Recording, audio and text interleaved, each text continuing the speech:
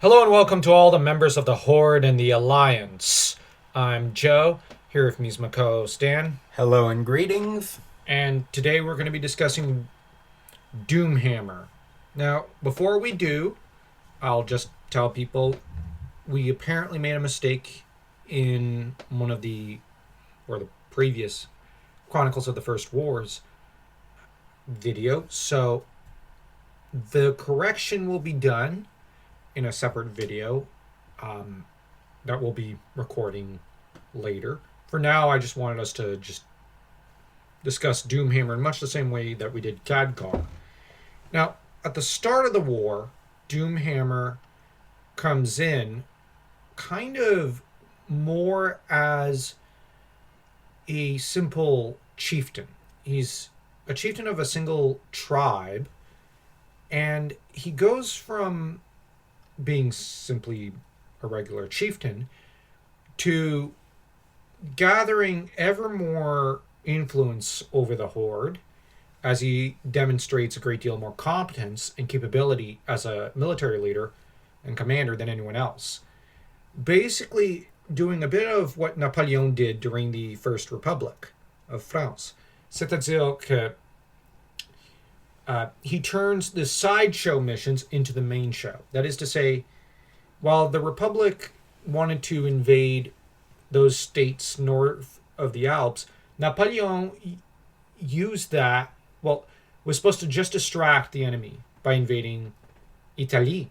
But the thing is, he did such a great job that and because of also his ego, he wanted to turn the main show into the sideshow. And he somehow managed to mostly pull it off. And so, while he's not, how shall I put it, able to fully do this in the same way, Orgrim Doomhammer still kind of does this. And he does, however, have the sentiment to do that. But it's not exactly, I would argue, for ego. Orgrim Doomhammer is a character who arguably genuinely wants to effect change within the Horde. And it's not... Now, Napoleon did it out of egotism, for example. Orgrim Doomhammer does it because he genuinely believes in the change that is necessary for the Horde to survive, intact as they are. They may have been fused into a nation, but they're still disparate.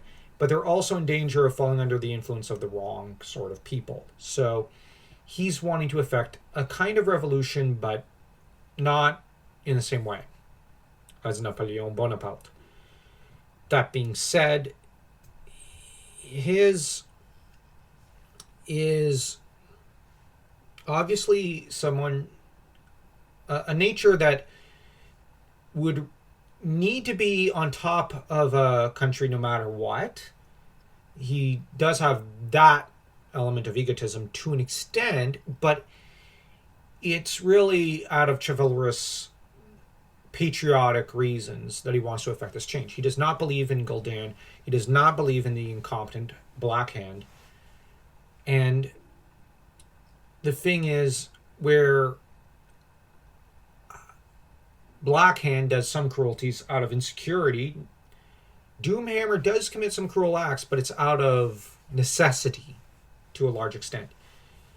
He's in a hurry to get stuff done, and so he makes these mistakes in moral choices. But on the other hand, arguably, the Horde could not have made it as far as it did, or survived as long as it did, without him making the choices he makes. And the thing is, he goes from chieftain to basically deputy commander under Blackhand, and slowly starts to edge Blackhand out. Arguably, Blackhand begins to notice this and feels ever more insecure and becomes ever more erratic in his behavior. Doomhammer effectively replaces him, and then once Gul'dan's basically in a coma, slays Blackhand, takes command, and then proceeds to appoint himself war chief of the Horde. and the Horde completely recognizes him because they like him. And then he takes over Stormwind. And from there, as we all know, launches a war for Lordaeron. At which point, he does a pretty good job, but he ultimately doesn't win. And he's ultimately defeated by Lothar's right-hand man. And then spends the next 20 years or so, I guess, just chilling for no reason. There actually is not a plot reason for why he's just chilling, doing nothing. There's no plot reason. It's a major plot hole. And Blizzard's never been able to properly, adequately explain why someone as I don't know how to describe it, but as on the move, as passionate, and as ambitious as Doomhammer just suddenly, one day to the next, decides, nah, I'm good. You know, what the Horde doesn't really need to go do stuff, doesn't really need to conquer, doesn't really need to be independent from the... And, you know, if the Alliance wants to wipe out all the Horde, it's not really my job. What the heck? You know, this is a job for Jesus. I mean, Thrall. Which, in this regard, it doesn't make any sense. He's not crippled. He's just different. Like, one character, he changes from one character to the next, inexplicably. And it's all for the pet character. Oh, yeah. And arguably, it's something that I never liked. And as a kid, I never understood this plot-wise. And then when the novels came out and they explained it, I went, that makes no sense. And arguably, much as I like a lot of Chris Medson's world building, his ideas on world building are very impressive. And he brings an energy to the lore that's just wonderful. Like, looking at what he did in the BlizzCon this year, dude's got some energy for someone who's, I think, in his 50s. Like, he's got an energy and an excitement for fantasy that is just contagious. And I love that about this guy. And I love a lot of the ideas that he's got in terms of characters and stories. And arguably, even his ideas regarding StarCraft, up until StarCraft Wings of Liberty, were really fascinating. And the trouble is that with Warcraft, I just find that the Doomhammer thing was never explained properly. And I also never understood why the Horde would even accept the son of Durotan. Durotan was never someone as impressive as Doomhammer. Why wouldn't they seek out the son of Doomhammer? You know, the greatest hero of the Horde up to this point. So, in that regard, I never quite understood it. It never jived well with me. And before anyone says, well, Doomhammer doesn't have any sense, that makes no sense. Someone like that would have like 5 women he's moving between and would be popping kids out like it's going out of style. And the only reason I say he's that sort of guy is just, you just read up about this character on the wiki, or just you play the early Warcraft games, or you look him up. This guy was moving like Sun Tzu from Chinese history, or Julius Caesar from Roman history, or even, let me think, Taira no Kiyomori from Japanese history. And these are figures who are... Actually, Taira no Kiyomori is a good comparison. That guy had, 6 to 8 kids or something. And I think almost all of them were on one woman. So that's like, wow, dude. He was a machine in a lot of ways. But Doomhammer is a similar person. He's burning with this ambition. He's uncontrollable, really. And the thing is, he is more Horde than any other character. But he also personifies the ideas of chivalry that the Horde has. And they do have their own ideas of chivalry. Now, I say that, and I know there will be those Alliance fanboys who are going to say, no, they're the Horde, they're savages and whatnot. And yes, we should probably cut to the song Savages, Savages, Barely Even Human, but we're not going to. It's overdone. But the point is that the Horde does have ideas about honor and whatnot. Durotan is a good case in point of someone who feels that there has to be a sense of honor. There has to be dignity to this. They may be barbarians, but they're barbarians with a code. And Blackhand and Gul'dan broke the code. You don't slay your own children. For heaven's sake, please don't. You don't go doing half of what they do, for one thing, using the Fel. And you don't work with the Burning Legion. They broke all those rules. So obviously there is some sense of honor. And Doomhammer has a sense of honor. So many orcs would not have followed him if he didn't have it. But at the same time, he's very brutal. And that brutality is also what draws them. He's no weakling in terms of personality or his belief system in himself. So in that regard, he's also very charismatic as a character.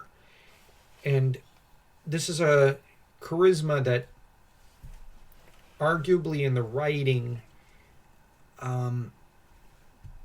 it's hard to think of another character quite as charismatic. And the thing is, he also tends to have a high IQ that should have won him the respect of the Alliance, but the Alliance were tricked and fooled when they did capture him into thinking he was placid and basically stupid. Then he escaped captivity. They were never quite able to bring themselves to believe that he was as smart as he was, and he played them. But as I said, once he escapes, he doesn't do anything, which is so out of character. If you can believe he'd do nothing, then you could believe that Wolverine would do nothing, or that, Batman might hang up the cowl and just go decide to work at an ice cream parlor or something. I don't know. Or go become a priest. But then again, I have a bridge to sell you as well. And seriously, the Ko-fi page will be in the description, so you should go give us a ton of money if you believe anything and you believe that I have a bridge I can sell you. And yes, I'm speaking scornfully. It's just, it doesn't make sense. This is a character who's so freaking ambitious. But he's also the first kind of noble savage orc we get. And when it comes to Thrall, on the positive side, does have a lot more of that than even Doomhammer. The only thing is that Doomhammer arguably is just, he's not civilized like Thrall. Thrall is very much civilized. He's softened by civilization, namely that of Lordaeron, because he was basically raised to be a Lordoranian citizen for all intents and purposes, though he was a slave, obviously. Doomhammer did not have any such upbringing and is someone who is also, I would suspect, probably not liked by those who truly believe in what Gul'dan's got to sell them. And the trouble is that they might never have liked him because he stood against everything that Gul'dan stood for, that is to say, the Burning Legion. But on the other hand, arguably, the reason they didn't really rebel as much against Doomhammer is because they knew to do so meant death. He would not show any mercy to anyone who defied him or supported the Burning Legion. But the trouble is that he does foolishly spare Gul'dan and lets Gul'dan go. Until the last minute, then when he just decides, okay, screw it. But the very fact that he's strong enough to outmuscle Gul'dan, and as we saw Now, I know it's non-canon, but the movie does show how dangerous Gul'dan can be in a fight because he's been improved by the Fel. And Doomhammer still outmuscles him. Doomhammer is arguably the biggest Chad in the Warcraft universe.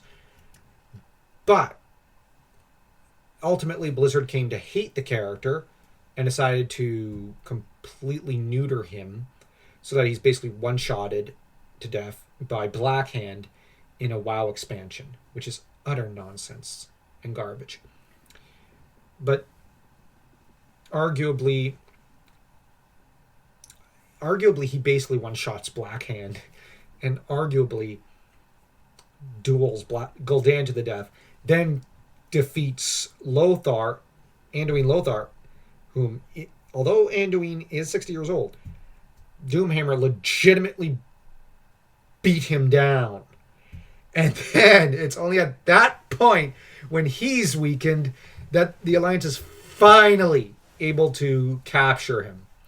So they needed to basically throw wave after wave of men and the best fighters around at him and whittle away at him until he's weakened and then go, okay, we got him. And arguably, this is what the movie should have shown. This just unbeatable orc. And this is where it is really, really interesting how Khadgar does not get good treatment from Blizzard, and neither does Doomhammer. It is very interesting that the most interesting characters, outside, of course, Arthas, are shafted continuously.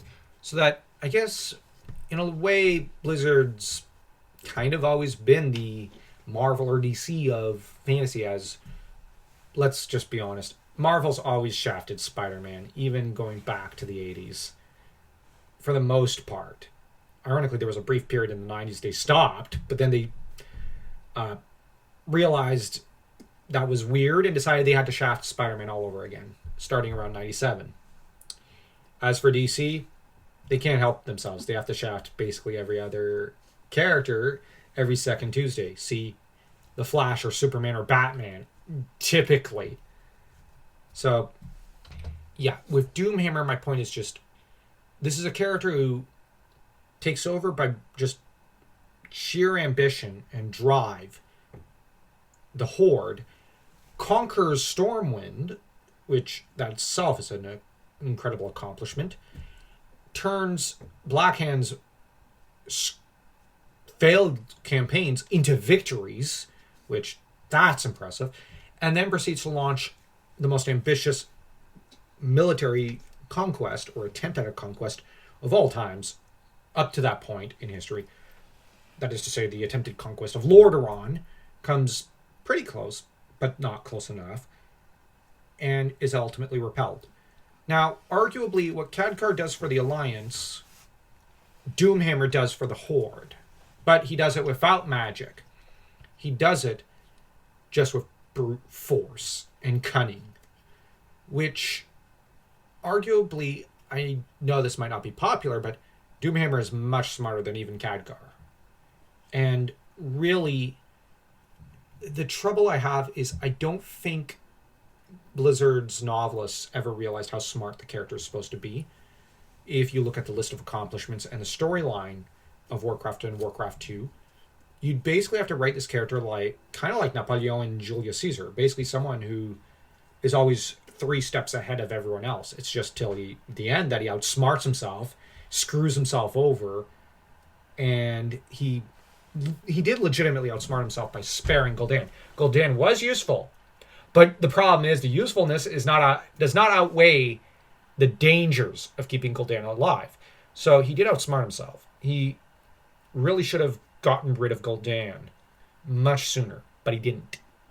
So this is a case where he like, the writing has degraded with him. But arguably the first time around, before all the retcons and whatnot, I think Medicine was legitimately on the money with the character. And he wrote a character that could have been a breakout character, but has not been a breakout character because of a legitimate seeming dislike for the character and the desire never to use him. Instead, preferring the Mary Sue character of Thrall. And I only rail at Thrall only because Thrall could be a great character, but he's brought down by the bad writing. And I only argue there's some bad writing there. Like the idea of Thrall being Moses in a way and leading his people to a promised land across the sea. Actually, I think that's a great plot. No, that part of Warcraft 3 is a great idea, and it is well written. I'm just arguing the World of Warcraft writing has shot the lore to hell with Thrall, and the novels that came after the WoW era have destroyed all the Horde lore, especially where Doomhammer and Thrall are concerned. Arguably in Warcraft 3, in hindsight, Thrall's not that bad. I don't really like the character, but the writing is not terrible. It's like the plot is great. So there are some brilliant ideas there. And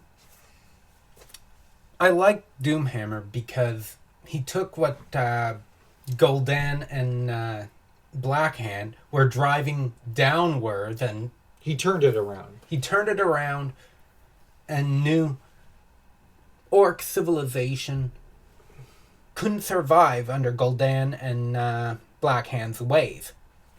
So going from the tribal into... Yeah, he was basically the...